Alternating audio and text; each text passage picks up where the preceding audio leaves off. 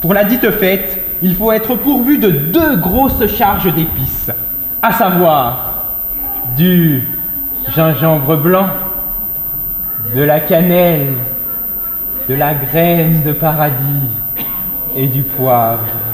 Vendredi 19 février 2016, le département de la Savoie conviait la population à fêter les 600 ans du duché de Savoie.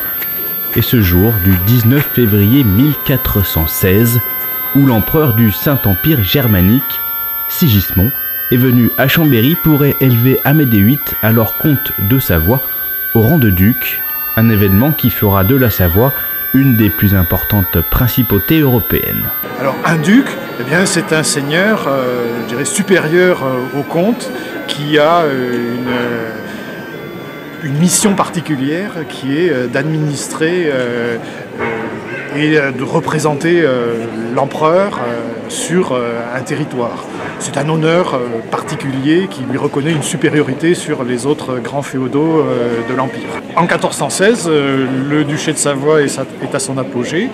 Il comprend bien évidemment les provinces de Savoie. Il comprend déjà l'essentiel du Piémont. Il s'étend vers la Ligurie. Il contrôle aussi le comté de Nice et il ne faut pas oublier aussi les territoires qui sont actuellement Genève et le canton de Vaud qui appartiennent au duché de Savoie et qui font du lac Léman une mer intérieure savoyarde.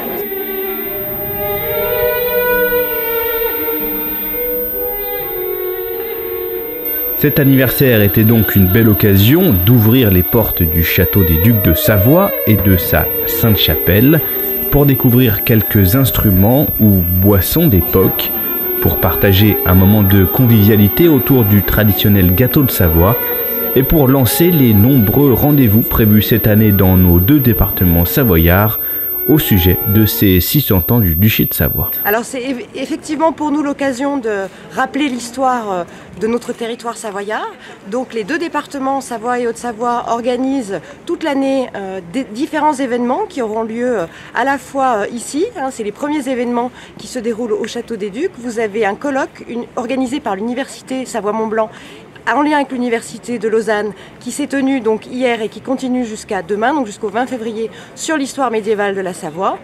Et puis vous aurez tout au long de l'année des événements qui vont rythmer cet anniversaire, avec par exemple le 18 juin, une exposition qui aura lieu simultanément à la Grange Batelière de l'Abbaye d'Hautecombe et au Château Musée d'Annecy.